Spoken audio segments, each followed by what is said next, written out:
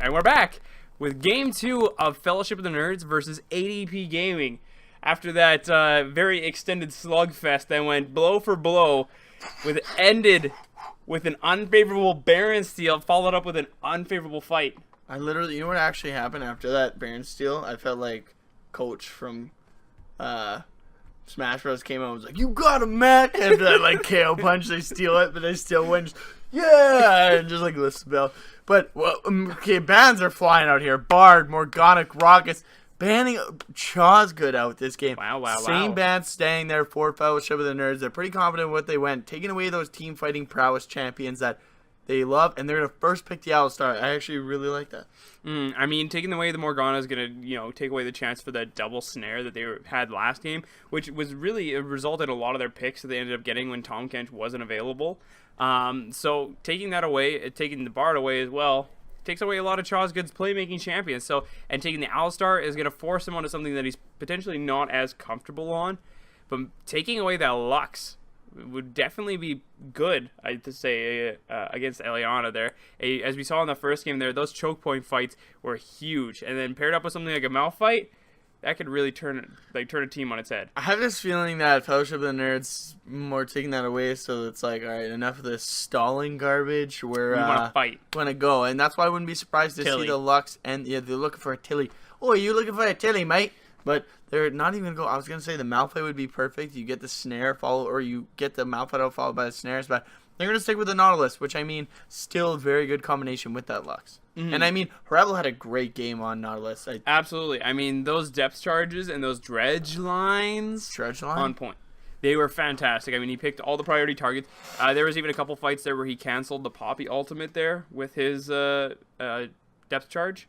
So, I mean, it was perfectly placed and always, used in an optimal point. Never wasted it on a bad target or anything like that. So a great game from Harblow, like you said there. I'm going to have to see what they decide to pick into that again, because, I mean, the Poppy didn't do too bad. It, again, was just kind of like a slugfest in the top lane. But the Trundle, that would definitely be a very good pick. I feel like Trundle's definitely in like an A-class, S tier. S tier. Yeah, as far as top laners go. I mean, just when you build that Titanic Hydra, you're able to steal lots of those stats and then still be able to pump out a ton of damage. And we're going to see the Echo here as well. Whether that's going to, I'd say that's probably going to be going towards a jungle Echo. Runic Echo with Echo. Nice stuff. Hey, but I really do like the Trundle pick, but I think I wouldn't be surprised if they're actually going to throw the Nautilus in the bot lane for support and maybe pick and engage in the top. Yeah, I mean, Nautilus still is definitely a very, very great support.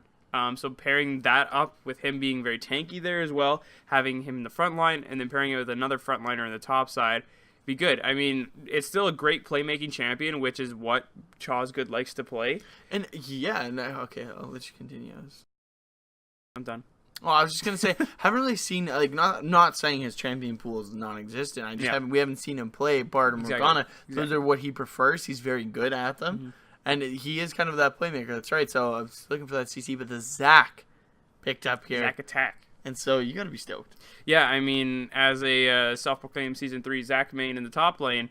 I mean, it's probably not going to go in the top lane, but it's still very good in the jungle. I mean, offers so much playmaking potential, very early pressure from him as well. Especially when you max that E, you get an insane amount of range, and it's not on too long of a cooldown either. So, and just the amount of disrupt you can have in team fights with your Let's Bounce. Let's Bounce. Yeah, it's huge. So I do like the Zac pick a lot. Just going to see what they decide to round that out with. And we might see the Shurima being locked in for the mid lane here, which I would be very excited about. I feel like Azir is making a comeback. We might see the rise of Shurima once again. You want to do the shuffle? Yeah, I want to do the shuffle. Oh, and it is locked in. Wow, I love it. So is the Vayne, and I'm actually excited because I really love that bot lane matchup. It's so skill-oriented. I think Lucian's in such a good spot right now that it's definitely favored towards Lucian, though. Yeah. And I'm very curious to see. The Vayne is good, though, especially against the Zac and the Nautilus. You have so much shred through that health. Armor is going to help a little bit, but doing it, I think it's like 9%.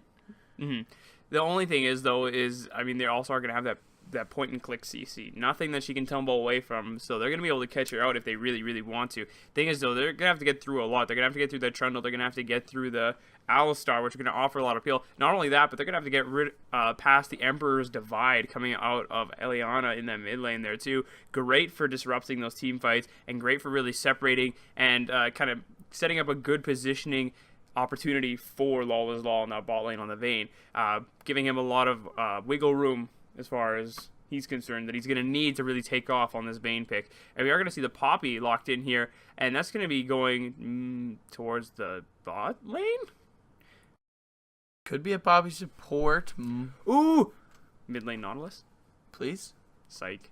That's not going to be... I was going to say it's not going to be a Lux jungle. I was going to say they could put Lux in the support role, but it looks like Troska will play that Poppy support. So not a bad pick. Haven't seen it as much. Not saying it's not as good as it used to be, but definitely fallen out of favor. Not a lot of people picking it, but it's got good poke. I mean, if you use the little disc, you have some range there. But if you're able to find a stun and follow it up, it'll be really good, especially against that Vayne who's got such short range. And I do like the Azir with the Vayne, since Vayne is such a short range AD carry. Azir offers another way to siege turrets, and he shreds turrets with that W. Using it on the turret instead of actually putting up a soldier. Yep. You can shred those things apart. So, next, I will ask you the ever-relenting question. Which team comp do you like better? TSMs.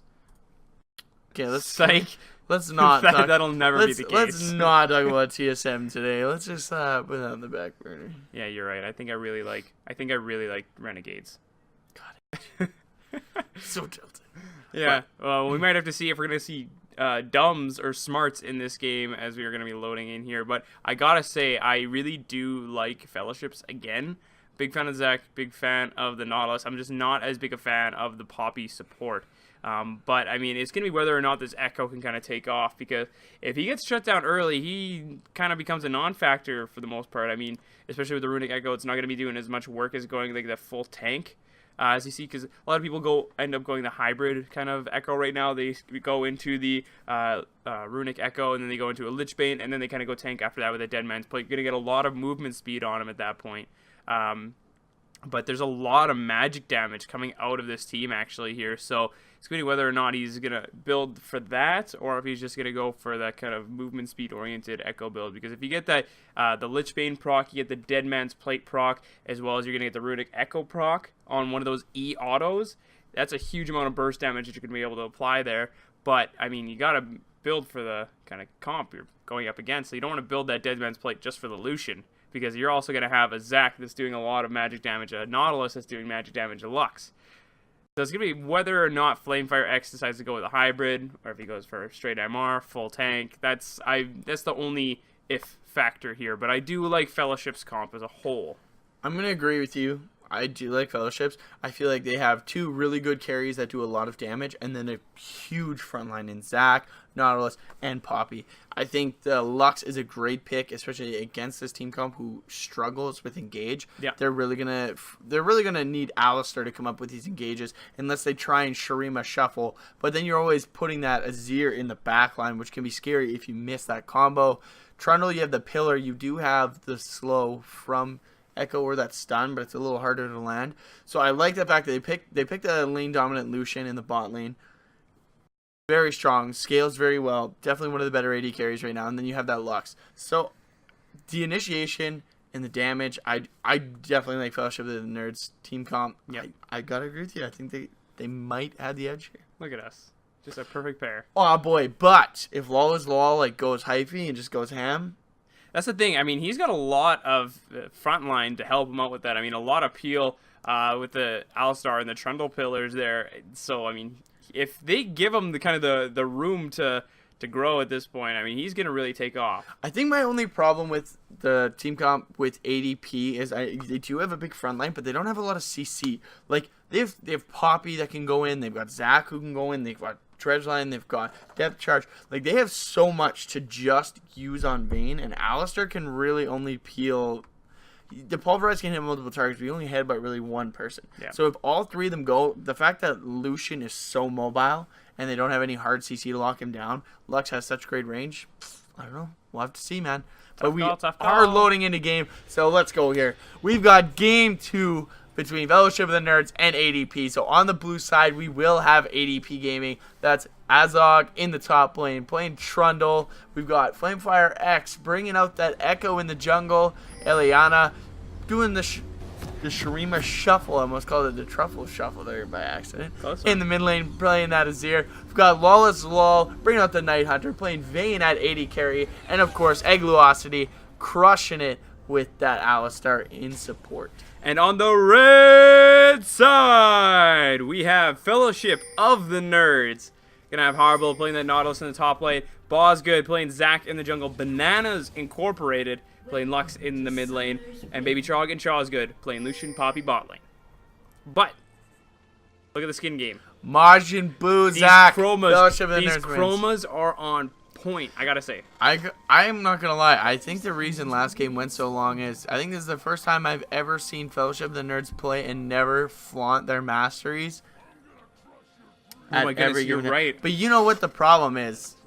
What? Jay Frazier's not there. He's the one who started this whole thing. Oh yeah, you're right. They're missing the El Capitan. Capitan. I mean, Bosgood technically is the captain, but I mean, you gotta know that it's kind of like Lions, right? It's whoever was flashing the mastery is really the head of the pack. Oh yeah, like just like low key, just sitting there like, yo, I'm the captain now.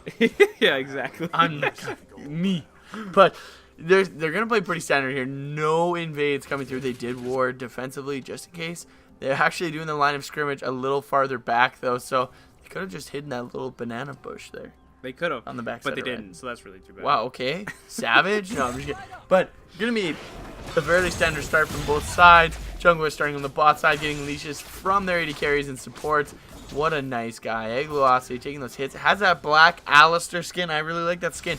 And it's a tough one to find nowadays. Oh, actually, it's like dang near impossible. But the thing I love about it is it actually looks so sharp. Like a lot of some of the like recolor ones kind of look gross, but I think they did the detail. The detail of that skin when they redid Alistar, they visually updated him. Looks sharp, man. Yeah, I definitely agree. I mean, his main on point gold, he looks deadly. But we are going to see the Subterranean Nautilus again, one of my least favorite skins in the game. I love that skin, and I own that sucks. Skin. Oh, why not? What do you have against that though? It's so dumb. Like just all the drills, like it would never actually work in a digging situation. So cool. No, stop. Literally. No, if it actually came down to mining in a subterranean environment, that drill would be suboptimal. It would not work as well as you think it might. What? Yeah, I'm just calling it right now. We do see the snare come out from Banana Inks, and he's gonna trade, popping that Thunderlord, and that's just How does that look good? Okay, that looks so cool. He looks so casual. He's just like walking around like in this little suit of armor thing. I just love how the drill's always going. He's just casually walking around with his anchor and drill. You know, I'm imagining them listening to it with just the audio, not seeing you actually like pretend to carry around a little pickaxe. Just like sitting here doing the little walking thing. Yeah, man. I think I'd be really embarrassed if people could like. I like to talk with my hands or just move when I talk. So we're gonna see a bit of a Tilly here in the top lane, but it's gonna immediately stop. The scrap is done. Harablo asserted his dominance. Azog gonna back off a little bit here. Yeah, but nice engage there from Egglosity. Not going to result in too much, just a nice little trade there. As we already do see this Lucian kind of pulling ahead a little bit here, but the wave is pushing into them there, so if they can farm correctly under turret, not going to be too far behind there, as there are 5 minions prepped there, so only going to be around 2 down if they're able to pick up all these, which it looks like they should. Oh. Okay, they're able to pick that one up, but a nice engage there. Baby Trog gonna go in for a little bit of damage. They're gonna be able to proc that silver bolts, and yes, they are. So it's gonna be a nice trade there for Lawless Lull. Gonna give him a little bit more breathing room in this bot side of the map. But you do see Zac already kind of hovering around the top side there. Gonna try and find the blue buff here potentially from this Echo, which would be a huge takeaway from him. But Echo making his way to the mid lane already. Early gank here by Flamefire. He has to be careful. He gets hit by a snare. This Lux could probably kill him with that Thunderlord proc. So gonna throw out the E actually. Gonna throw the snare. The Zac goes in, but he's actually gonna flash out of there. So great job. And actually, I'm really excited to see Bosca bring out that Zac. I think he's actually an underused jungler as of late. Ooh, very low on Bananas Ink there. And no one really plays him anymore. I mean, the Freakers is gone, and he was our main Zac. Yeah. He was pretty much the only one who played it. And really, it took teams off guard. The range of his engage from that elastic slingshot is phenomenal. Like, you could be out of ward vision and still get a successful gank. Just fly across the map. Yeah, I really like what Bosgood is doing right here, trying to take this away, and he gets it. Steals the blue buff, flies in there, misses the smite. Yo, blue goes in, steals it, and that's just a greasy thing. That's just Zach things. I was just saying, hey, he got the vision early on before he rotated down in the mid to kind of counter gank that, so he made sure his bases were covered for after the gank. He was thinking very far ahead there, which is great, because now he was able to steal that away, which is going to really hurt this Echo in the earlier parts of the game, because Echo really relies on mana early on there before he's going to be able to get that runic Echo, because he's a very mana-hungry champion. But Bananas Incorporated going very low there. Forced the flash. Yeah, he's forced the flash because he's very He doesn't have enough mana to do anything, but he's definitely bullying this Lux. But Bananas Inc. farming very well, so that's definitely the key. Hasn't had to use the summoners yet. Does have the flash advantage now if that Azir tries to go for anything too scary for those trades. So that's going to be good enough for him. I'm actually very surprised with this trade damage over. We do see Egg Velocity grabbing that 2-man knock-up. There's going to be a couple autos going off, though. But going to be a little late on the W there from Poppy, actually. There should have just popped it a little bit sooner, but I mean, it is a hard skill shot to kind of point out there. But we are going to see the heroic charge. Not going to have to be very careful. As Flamefire X is going to come around for the background, and they actually get the headbutt and the condemn into turret range. The exhaust goes out. That might be first blood for Law's Law. One more auto tumble should do it, as he's really trying to give this kill away. Probably going to get away, and that will be first blood for Lawless Law. Very well played by them, walking up, getting the pulverized headbutt condemn combo into turret. They didn't even need Flamefire X. They got this. Yeah, I mean, that was really unfortunate because Chosgood tried to get the stun into the wall there, try and clip the very edge of it. Missed, though, and was in a very bad spot for Bosgood. Oh, we do see the depth charge going. Bosgood goes in and forces another flash. Literally 3 flashes off 3 E's. Hopefully he can turn and capitalize. I mean, he's been putting a lot of great pressure, but like we always say, what you do with the pressure you apply. Yeah, don't give me that look. It's what you do after you blow those flashes. What are you going to do with that? That's 3 summoners down. That makes it so much easier to go to those other lanes and gank once again. So with the immobility of Trundle and such, oh, a great little burst of damage there from Bananas Inc. A great snare, but he has to be careful as this shuffle goes through. Soldier's not quite making it through there, and he will pick up that solo kill. On the backside, though, Flamefire is going to go with the TP coming in from Harablo. He's going to snare him. Only level 4. Has to be very careful. That dredge line is still available. The flash snare goes through. Is going to miss, however. So a great TP there by Harablo coming in to try and help his teammate out, and they almost pick up another kill for themselves. Yeah, fantastic solo kill there from Bananas Incorporated on his debut series here into the SKL. And I mean, he's already got a nice farm advantage there. He's going to be working towards that Athene's. Going to have some sustained mana regen, which is going to be great. And Bosgood, he's still, yeah, like we were talking about earlier, making a lot of plays on this Zac. He was kind of averaging around a flash every 2 minutes, which is a pretty good statistic to put up there. A little lackluster now that it's hit the 8-minute mark, but I mean, still can't take too much away from him at this point. Gonna try and farm up a little bit in his jungle. 28 to 24 CS in that jungle right now. I did rush the Bomby Cinder, which is a great move on Zac. Just because he's got enough sustain early on that you don't really need the jungle item too badly, and the Bomby Cinder just helps for clear speed more or less overall. So picking that up very early on, Culling's going to come out just to really force out Lol as well. TP is coming in from the back as Azog goes in, and the final Owler will be used. You're going to try and slow up that Bane. Might be able to turn around for the kill, though, as a heal is used. And actually looks like Baby Chalk just going to try and get away. The flash is used. Still has heal available. And they end up escaping. So very well done.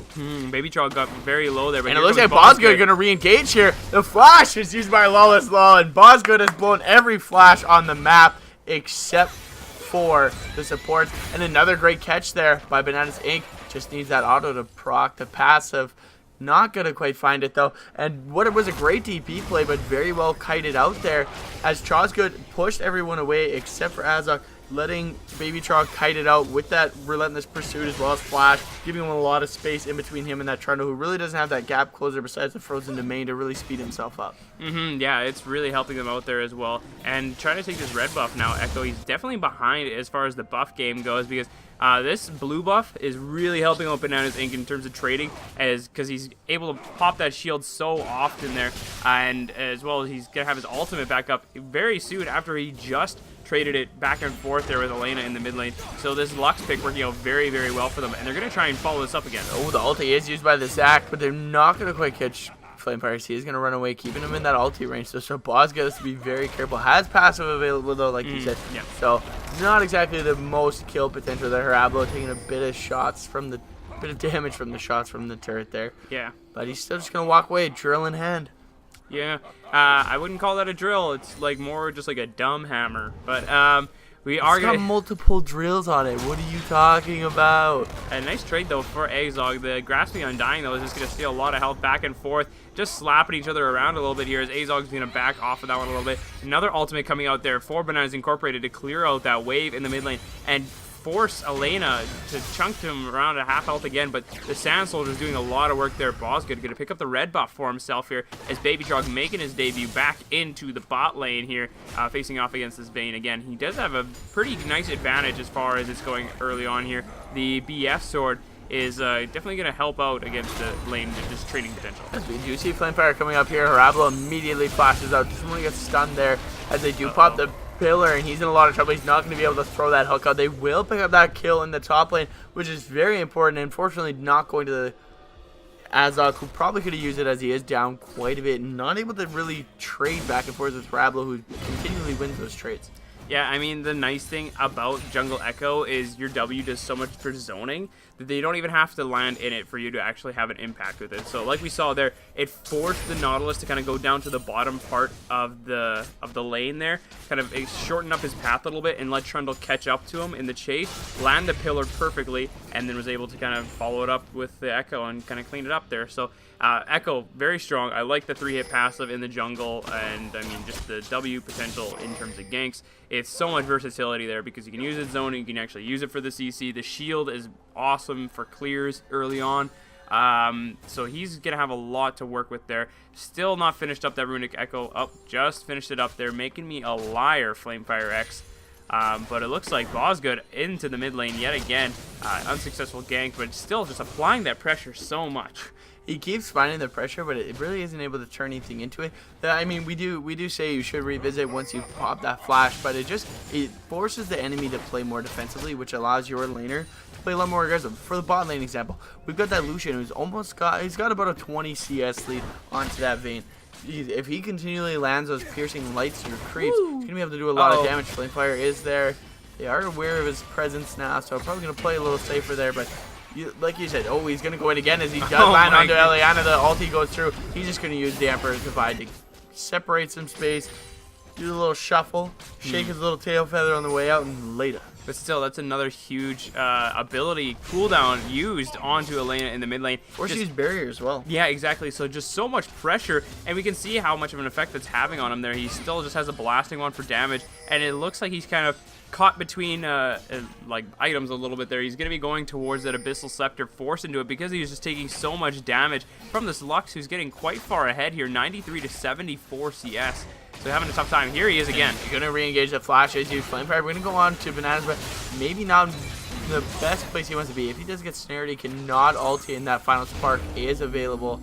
So better be careful there. But another flash for Bosgood. I mean, we'll chalk that one up. I wish I was actually keeping some stats here, but this is pretty insane, actually, just the amount of movements he's making on this map. So I can tell you right now, I'm kind of glad that we're not playing the SKL drinking game, because if one of the rules was every time Bosgood makes some flash, would have had to finish 6 drinks by now. Yeah, man, I would be dunzo. Denezo. Oh, we do see the engage here. Yes. Oh, great blocking the tumble there. Sarablo comes in. They do use the depth charge, and he's in a lot of trouble. That's a lot of damage going through. Should cancel the calling here. Actually flashes instead to finish that off. And Baby Shark's in a bit of trouble here. He's going to keep going. A great Poppy ulti, though, pushing Flamefire and Egg Velocity back. That makes Azog all by himself as the final spark goes through. So very well played there by the boys. Unfortunately, I mean, he probably could have just canceled calling and then used the passive.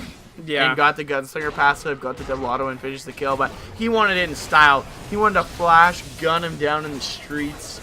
Yeah, I mean, it did kind of look like the degenerate you. Whoa, hey, easy, but they do catch it out with a double snare immediately into the stun. The Emperor's Divide goes out, and they're trying to look for another fight here. Flamefire goes in, and he immediately gets snared. They need to auto, but he is able to get the ulti off. As Bosgood goes in there, another snare onto Egg Velocity. He's in a lot of trouble here, but that unbreakable will keeping him alive for only a little longer. They will finally get that kill. Bosgood finally, after blowing so many flashes, has something on that kill score, getting himself a kill. About time, too. But and another stun goes on to Azog as he goes down. They have to be very careful. One Dredge Line will catch Flamefire. He's in a lot of trouble. Oh, no! The final spark goes and misses as well as he flashes over the wall. And Volatile gets hit by the snare there. He's in a lot of trouble. A stun by Chosgood. He's going to flash out. A snare there by Harablo as Baby Trog going to get that kill as well. Great shuffling of aggro from the turret there as no one goes down. Maybe a little too much. I mean, they played a little fast and loose there, but at that point, you got to realize that ADP was the one that was also re-engaging on that dragon, too. So they kind of caught themselves out a little bit there. Azog took a really unfortunate pathing around that tri-bush there, and it was just prime pickings for Chosgood to stun him up against the wall and just immediately got blown up. So not great from him. Baby Trog, and he made it out. That was really too bad for Eliana there. That worked so hard to try and catch him out in that brush, but Sand Soldier just not be enough. If he would have just queued it down there, would have been perfect. But we are seeing, lo and behold, guess what Harblow built? Oh, baby. Your favorite item. This is Rot Portal.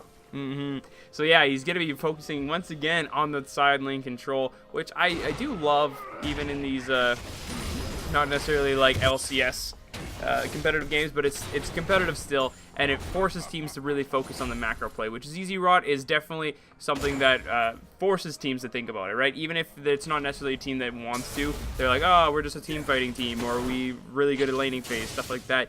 Still, Easy Rot Portal is something that you have to take into going account. out, putting a lot of pressure on the lull as well. I'm not going to get the kill, but yeah, it's like you said, it's just another thing to take into consideration. It's like a sixth man on your team. You can put it in a lane, let it push back towards someone else, and then you can go split push a different lane while your team pushes a third lane. So it's like a 6v5 out there. Plus on top of getting, if he gets a banner, which I doubt he will, going against that Trundle, not really necessary. He can crush that. Yeah, but Bosgud making an appearance in the mid lane yet again. This man never gives up. Mid lane featuring Bosgud. I didn't know Bosgud was the new mid laner. But I guess you don't even know the name of his band. But they're gonna be doing a duo mid. Pretty strong, It's new meta, dude. Yeah, new meta. Duo mid, duo bot, and just solo top. No one needs jungle with buffs. Dude, sounds like me trying to level up my Smurf. Dude, jungling is so hard without mastery. I know. It's just like you do one camp, you use both your pots, smited it, and you're still dead, and you're like, well, this was fun. Yeah, great time.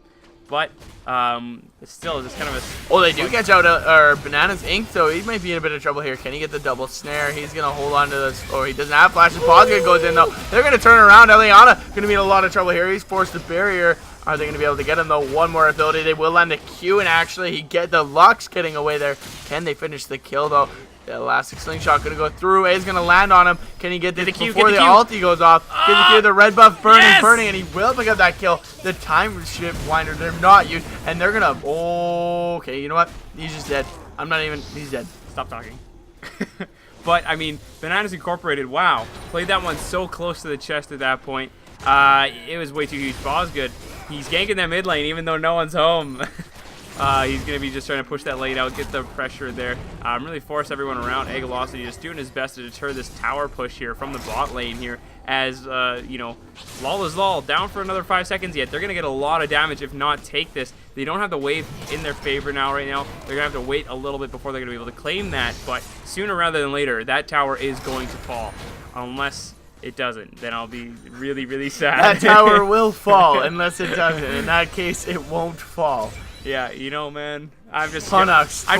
I'm just scared of making these claims and then them not coming true. And then you gotta eat your crusty sock. So that's why I'd rather just cover my bases here. Pull a G-Bay, eat your sock on camera. Did you see that? I didn't watch it, but I knew it was gonna come. I really should watch it probably. Yeah, me and Silky talked, but I don't think he actually ate a sock.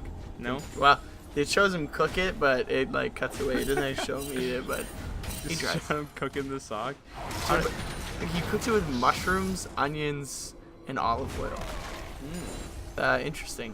Never would I ever eat my own sock. But I don't believe you. Poor Harablo, Azog. Harablo putting down so much pressure. Flamefire going to try and help out his teammate. He does have that hook available, but he's actually trying to block him from being able to use. He's just going to walk away.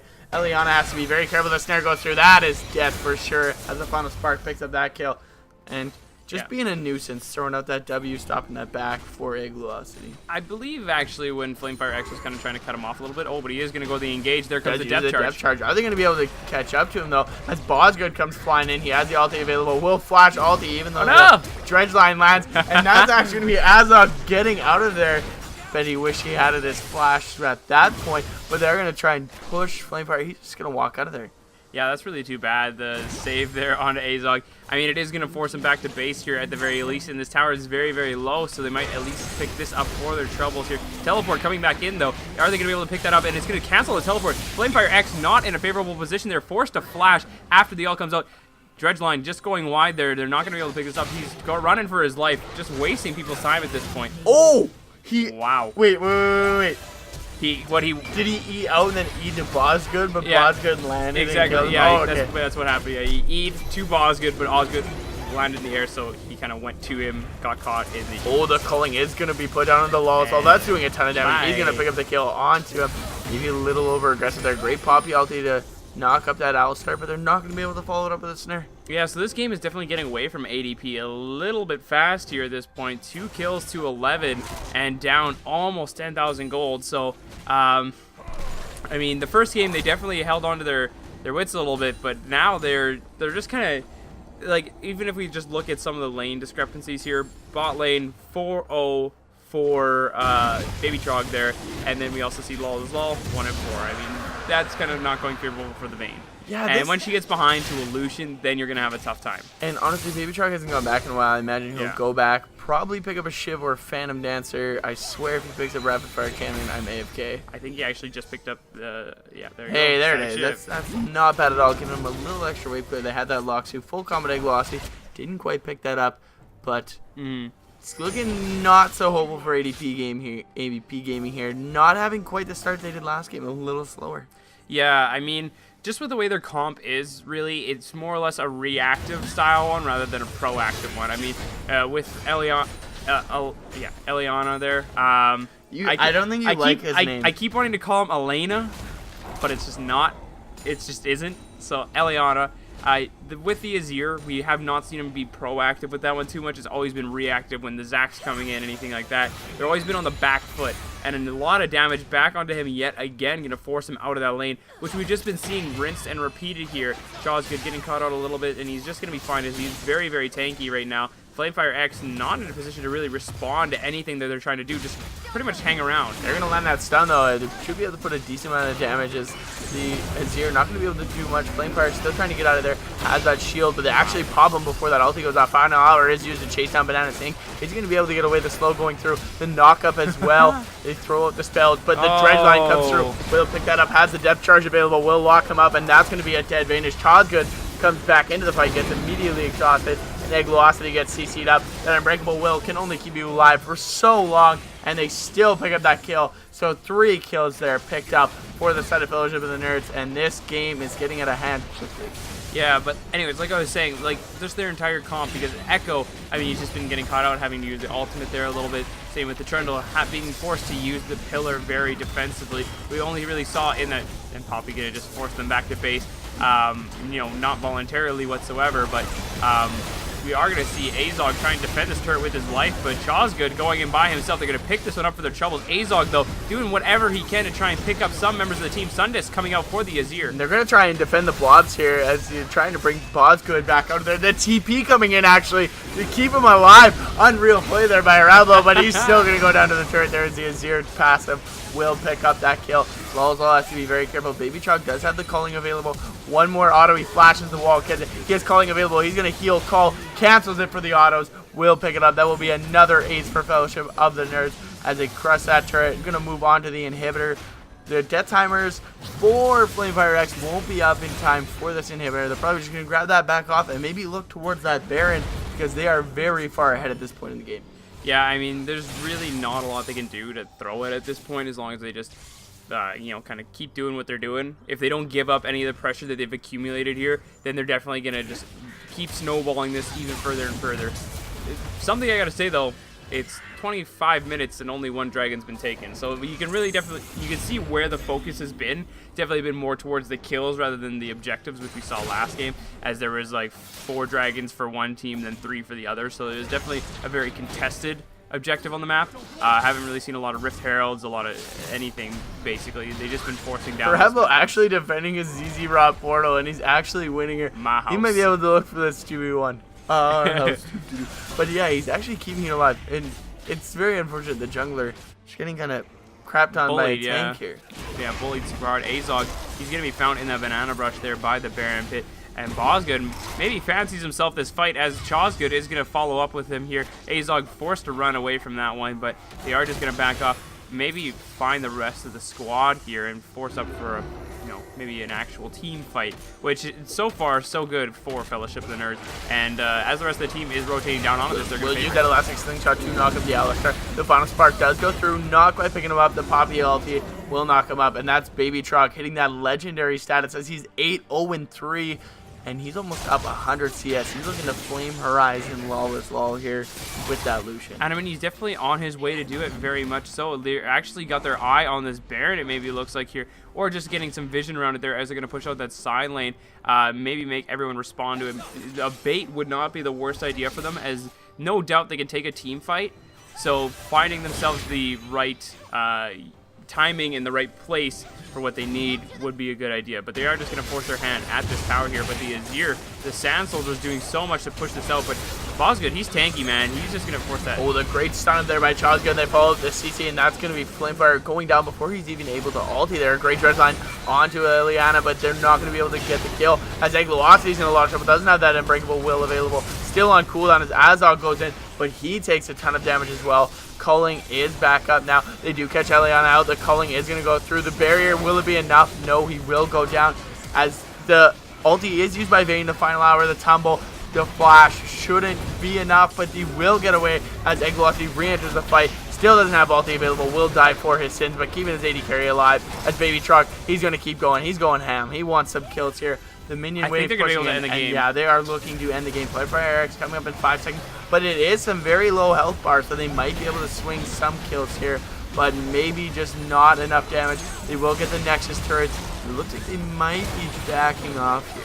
Yeah, this is a very scary spot for them to be in, but they are going to just blow up Flamefire. He gets caught out again, and that's going to be a flash ulti onto the Vayne, who had to use the ulti or the flash earlier. They catch Azog again. That's going to be Baby Truck picking up another kill. 11-0-5, and Fellowship of the Nerds looking to end the game here, trying to get Eliana on the Fountain, who picks up the kill on Chosgood. But that is going to be a very, very decisive wins on the side of Fellowship of the Nerds. Yeah, that was absolutely a very contrasted game to the last one we saw. The last one, super close, super back and forth, team fights going either way, and this one just an absolute, stomp, honestly, from Fellowship of the Nerds. They really took control of that game very early on. Bosgood on this Zac was huge. He put so much pressure on the map. So many flashes were burned. I feel like this was just kind of like one of those games where he's like, you know what? They wouldn't let me leave Sin kick. I'm engaged before they can even see me. And he did great on that Zac. Yeah, like you were absolutely. I feel like that was definitely the MVP of the game. Even though Baby Trog finished 11-0-5. I feel like the Zac was the one that was really making the plays for his team here. I mean, even though he did save a couple people there, like Azog in the top lane there, I mean, he did more help than hindrance. He could definitely say that. Oh, yeah. I mean, Summoners blown left and right, and it was just great matchups. And honestly, just laning phase went good for everyone. Even without the flashes being blown, it looked like every lane was winning pretty much independently. Bosgood just giving his team an extra hand. Hey, you guys want a Summoner advantage? Fly by. All right, I'm going to go back and farm. I see you, yeah. Because, we definitely saw that, Bananas Incorporated, he was taking control of that mid lane, too. I mean, he was using every opportunity to land a snare, throw out the E, auto-attack, Thunderlords, ult, and then all of a sudden, Eliana, he had to go back to base, forcing him out constantly, applying the pressure, making him lose so much in that mid lane there. It was absolutely huge. And, you got also, at the top lane, too. I mean, we saw that the trades were going very back and forth for a little while there, but the Nautilus was slowly starting to put the pressure on Azog. It was only with the help of Flamefire that they were kind of getting him back into that, but Bosgood, he was all over the map. He was counter-ganking left and right, so there was never really an opportunity for Flamefire to kind of make plays that he had to. And I got to give props to ADP Gaming. Their team comp was very much late game oriented. And I mean, if you take the results from last game, both teams played very close. But just the lane dominance that Fellowship of the Nerds came out with, I think really they were looking to just be like, all right, enough of the stall and stuff. Like, the win lane, win game kind of mentality for that. Yeah, and just push through. But that's going to be a 2 over Fellowship of the Nerds. Must be nice for them, getting a little back on track. But definitely not something you can just slough off. ADP Gaming, that game 1 was very well played by them. That Baron steal by Flamefire X. Yeah, that was pretty clutch. So gotta give props to them. Fellowship of the Nerds, not just they're a good team. So you have to take what you learned from this and apply it next game. Exactly, Fellowship of the Nerds. I mean, they're a very high placing team last split, and I mean they came back with a very similar strength that they had last season too. So yeah, exactly, very good showing from ADP Gaming. Really, putting up their dukes to Fellowship of the Nerds here. And you want a Tilly, eh? They wanted a Tilly, and they definitely brought it. But, I mean, that's something that we got to see again because, I really like the performance from ADP. If they can keep that up consistently, then, we're going to have a very, very competitive season on our hands. Yeah, and I'm actually pretty stoked. I think this will be the most competitive split yet. What? What? But, yeah, it's just great series there. But unfortunately, in the end, I guess there could be 2 winners technically. They split the best of 2. It is a best of 2. So I can't put it that way, but someone had to win these games, and it will be Fellowship of the Nerds. So I guess, guys, tomorrow we still have some more SKL action on the way. We have Sasquatches versus the Nixia Esports. We saw them bleed for the first time last week, I guess. So they're not immortals. They are human. They can be beaten. So we're going to have to see. That's going to be at 7 p.m. tomorrow. Yeah, it's going to be a very, very good game, guys. Make sure you stop by and check that out. But if you forget what time it is, fear not. Fear not.